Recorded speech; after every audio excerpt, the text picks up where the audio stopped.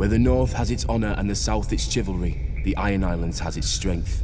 We call ourselves the Ironborn, and we are warriors feared throughout the Seven Kingdoms. Or so we used to be. Unlike their mainland cousins, the first men of the Iron Islands never bowed to the old gods. Theirs was the Drowned God, who made the Ironborn to reave and sack and write their names in salt, steel, and song, that his enemy, the Storm God, could not wash away. We raised our kings from our own ranks, and used beaten foes as thralls to work our mines and farm our land.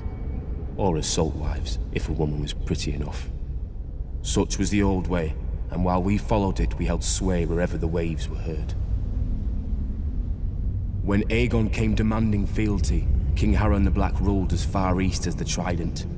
Other kings like the Starks could kneel, but Harren was Ironborn, and the Ironborn must be beaten.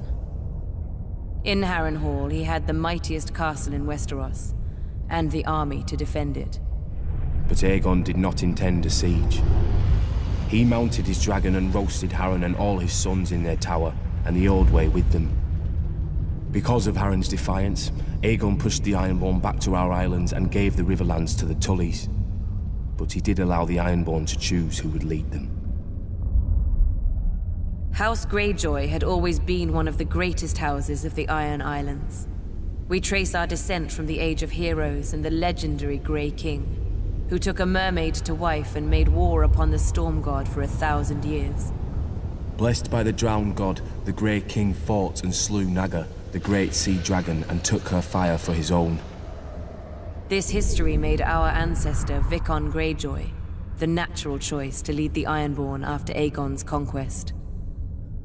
For 300 years, House Greyjoy ruled the Ironborn. We styled ourselves Lord of the Iron Islands, King of Salt and Rock, Son of the Sea Wind, Lord Reaper of Pike. In truth, we were thralls. Our people still chanted, "What is dead may never die." But the Old Way had died. Until the Targaryens followed their dragons into the grave, and our Lord Father, Balon Greyjoy, rose against the new king, Robert Baratheon. He seized our ancient crown and sent our Iron Fleet against the Lannisters at Lannisport, burning all their ships before any could weigh anchor. Though Robert and Eddard Stark would later defeat him, they understood us no better than Aegon. The Greyjoy sigil is the Kraken. What it grasped once, it will never surrender.